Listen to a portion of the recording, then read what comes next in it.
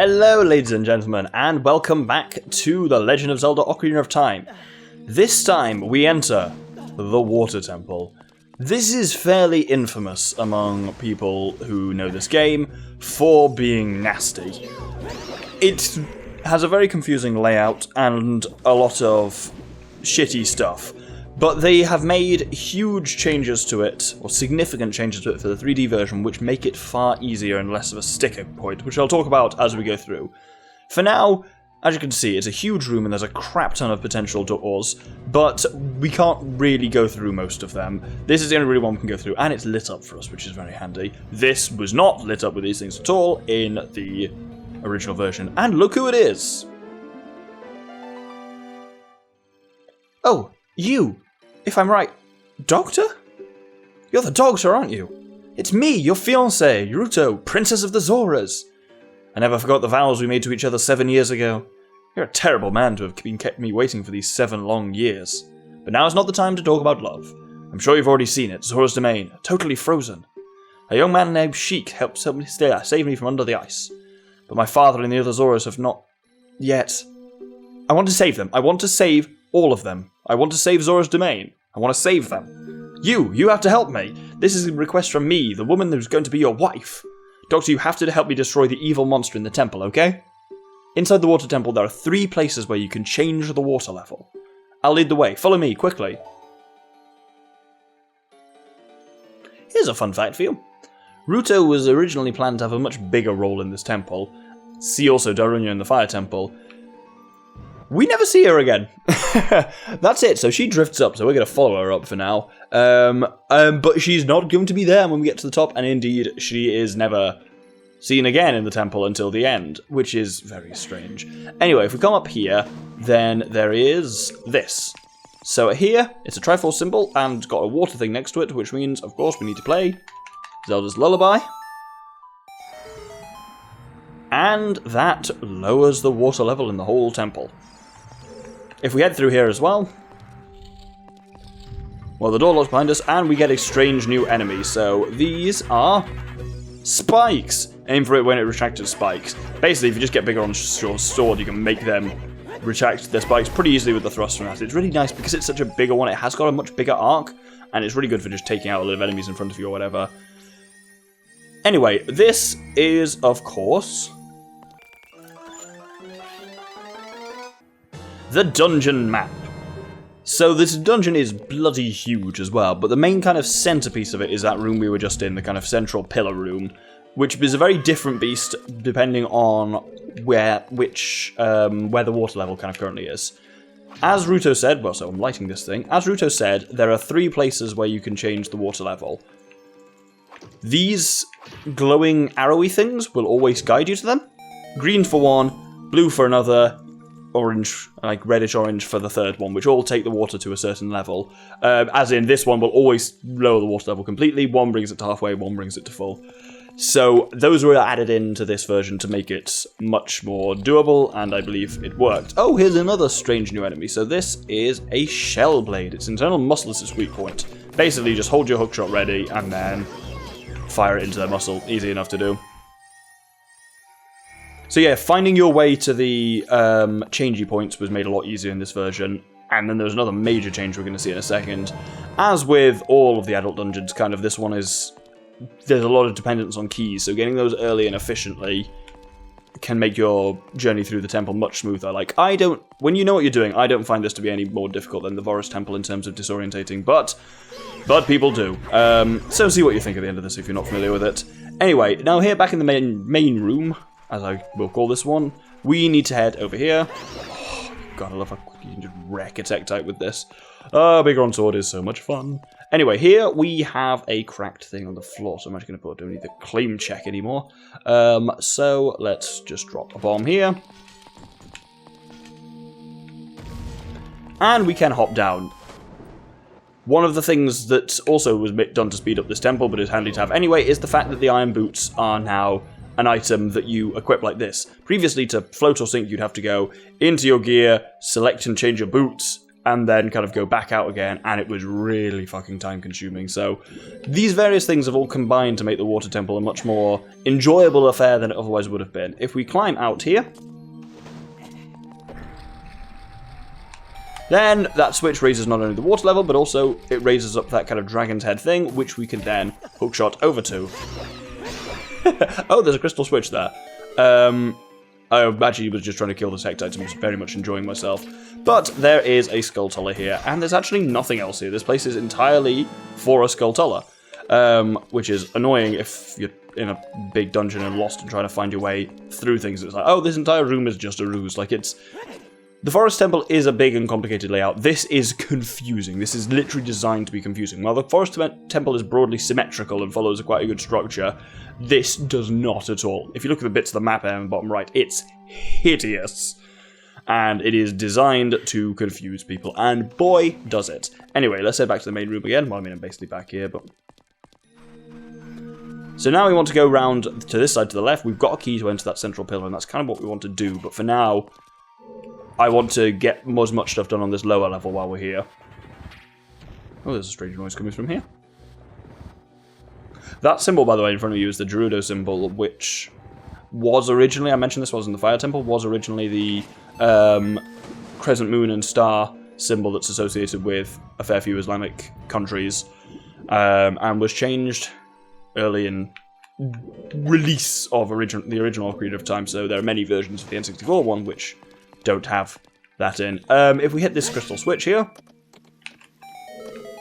starts a timer and raises up a water spout, which we can use to cross this. Oh, he's fallen down. Fuck him. As you can imagine as well with the Biggoron sword, it does double damage compared to the Master Sword in every sense. So, because a jump attack normally does 2 damage points, a jump attack with the Biggoron sword does 4 damage points. Once again, you kind of got to here take advantage of the fact that... Oh, bugger. That the hookshot is the only weapon you can use underwater, so it's very good for hitting crystal switches. Well, what am I doing? I was like trying to grapple up there, but actually I just need to take my shoes off. That's the thing. It's an interesting mechanic, they're kind of using the iron boots to sink or not, but it can be really bloody just time-consuming, but at least they did streamline it for this. Anyway, this is a second small key. So this I want to get before going back to the main room. So finally, we've gathered all the various things I want to do down there. Basically, have the second key was what I really wanted. So you'll note here the red light. That means this takes you to the red of the water changey points. Once you're in here, the water changey point you're looking for is just up the way there. Of course, there's a bloody great line going through. I can't bloody miss it, can I? There we go. So let's raise the water level to the second level, as you can see by the marking on the wall here. So here we see the final of the crucial changes they added to the 3DS version. Note that block raises up and there's a hole underneath it. That second part of the cutscene there where the camera zooms down the hole was added in for this because apparently a lot of people missed this, that raising up provides a hole which you couldn't otherwise get to. And it's pretty bloody crucial down here. So yes, that in total is all the changes that have been made to the Water Temple, which I think do make it a thoroughly much more enjoyable experience. I was going to say enjoy... I like the Water Temple. It's really... It's got a really cool feel to it. I like what they went for. Like, I think it's good for them to basically have gone for, no, we want to really fucking disorientate people, and boy, do I think they achieved that. And like, so, I don't know how much of the music you'll have heard while I'm talking, but I'll put it on in a sec. Well, I'll put it on now, but to have a listen to.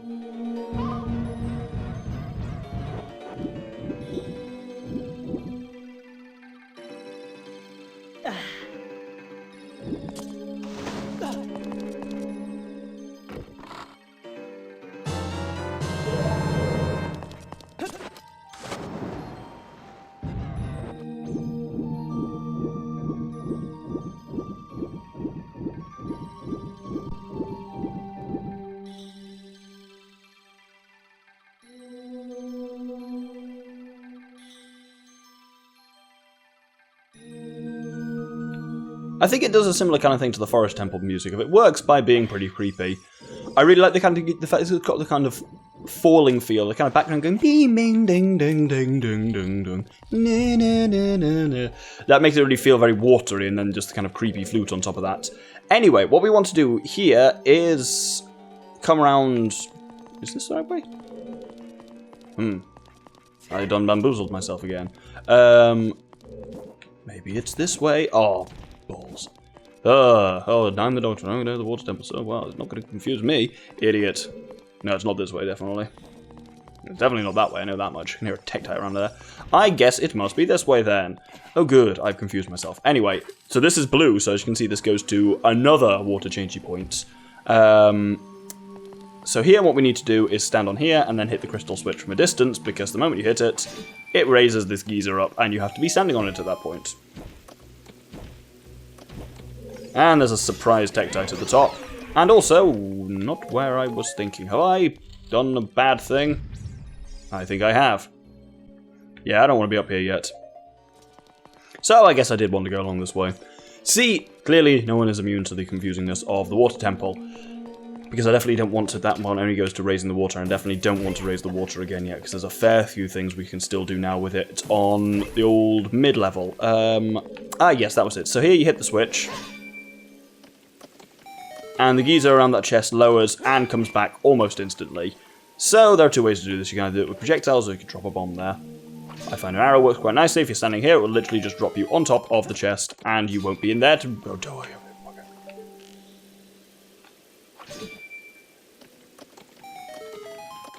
As you can see, not much margin for error in that.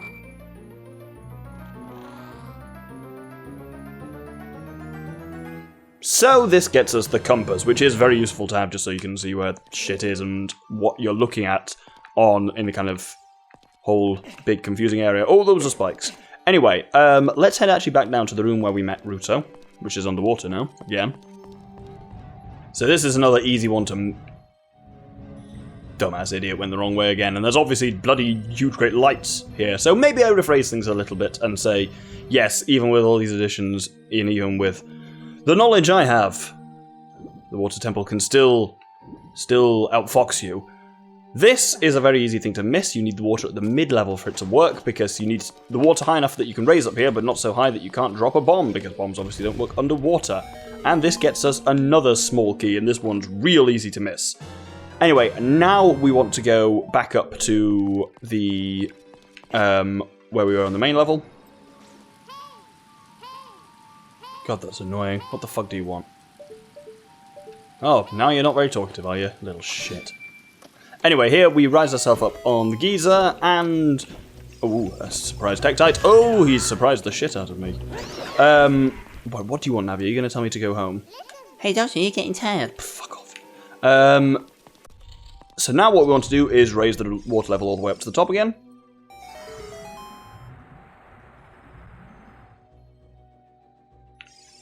And now... Whoop, oh, that was cool as shit. I want to go over here, specifically to this locked door. And this is quite a cool room through here. So this is the giant waterfall, and has irritating keys, which, you know me, whenever I see keys in a room, they die soon. Anyway, there is a Skulltula off to the right there. There we go. We can kill it if we want, but we have no way to get its token for now, so... What we need to do is... what we need to do is have a voice crack, apparently. What we need to do is climb the giant waterfall. And this is done in a really interesting way. Basically, you do just have to repeatedly hookshot up it. So once we get close enough to this target... There we go. That indicator that your hookshot is able to both reach and grapple onto something is new, as in that wasn't in the original N64 version. This is kind of what I say, this is more than just a remaster. They did add a lot of things that really do smooth the gameplay out, which is very cool.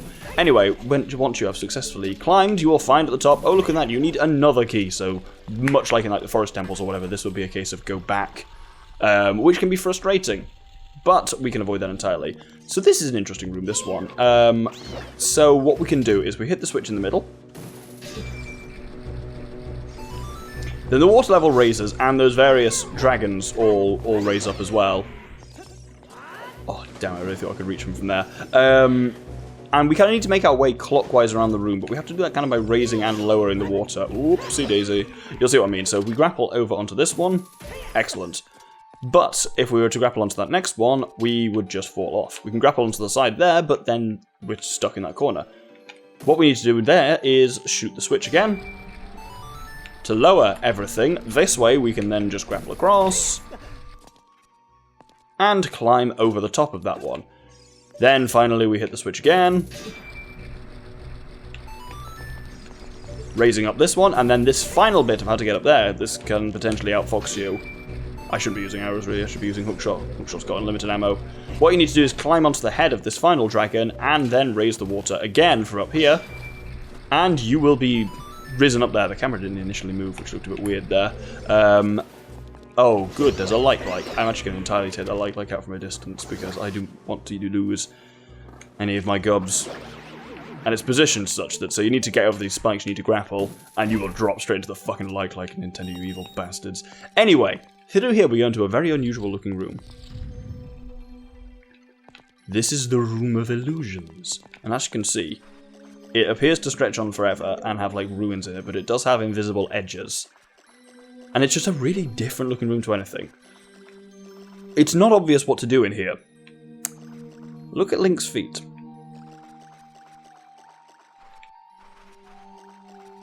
Notice anything different? We no longer have a reflection.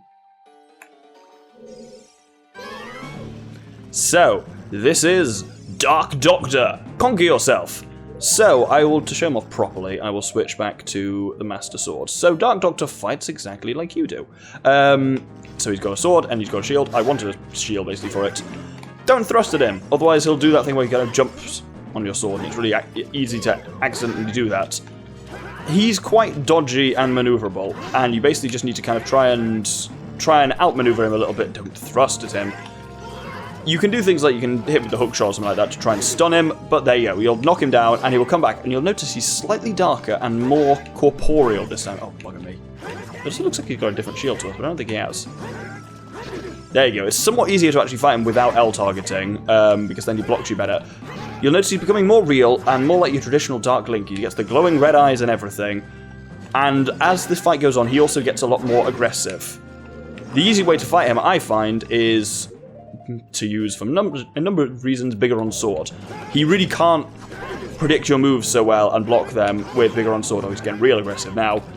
The thrust works perfectly from Bigger on Sword, and he can't block it the way he does with the Master Sword, so nice and easy way of taking him out. Once you keep fighting him there, he's becoming more and more real, but I think that's him done now. Nope.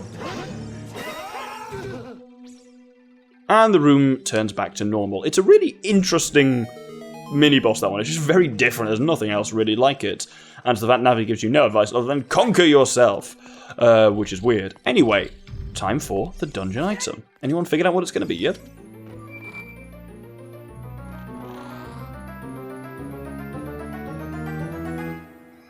So we found the long shot. It's an upgraded hookshot that extends twice as far.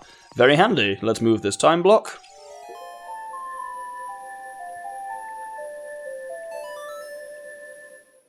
And now we enter a room that you may have noticed on the map, because it's this, like, serpent-shaped room.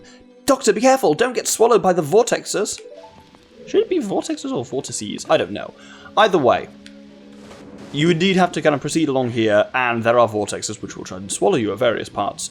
You can avoid them relatively easily just by swimming. You can also walk on the ground using your iron boots here, but it's actually relatively easy to, like, say, like, if you can't walk across there, for example, you will slip and fall, and deck it straight into the vortex. So it's actually often, though it seems like it wouldn't be the case, easier to swim. Anyway, that gets us a gold skulltula, and then if I take the boots off and swim forward here, I should just avoid being sucked in. Ooh, that was close. Anyway, we want to avoid these two and go to the side, I think here? There we go. Was it this one? Oh, well, no, that wasn't, so I need to go for there. I'm going to use the shoes for this part, because if I just walk carefully across here, I should be able to get straight there. So, from exactly here, we got two options. Well, two things to do. Quickly shoot that eye. Well, no, shoot the eye in as much pace as you want, and then quickly grapple over there. And grab the chest. Always nice to have a key. So yes, we'll now notice we'll drop back into a room you should recognise. So the thing now is the long shot, and this is important because it can go twice as far in the same period of time, and also we can use it underwater. So it does open up a fair few options that we didn't have before. This is what I thought it was going to be. Wonderful. Anyway, so I think What am I going to do? Do I want to end the episode here? No, I think we'll do one more thing. So, if we return fully to the main room, there is one more thing we can do. So if we come back to the giant waterfall room, you remember I showed you there was a Skulltoller that we couldn't get before. Because he was out of reach, but now he's not out of reach. Not by a long shot! I swear that's the only time I'm going to make that pun. I mean, that's probably not entirely true, but I certainly don't intend to make it again. Anyway, on that point, I think we will hold the episode here. It might have been a bit longer, but oh well. We've defeated ourselves, come deep into the water temple, and got the long shot. Next episode, we will be working our way through the rest of the temple and taking on the boss. Thank you very much, and good day.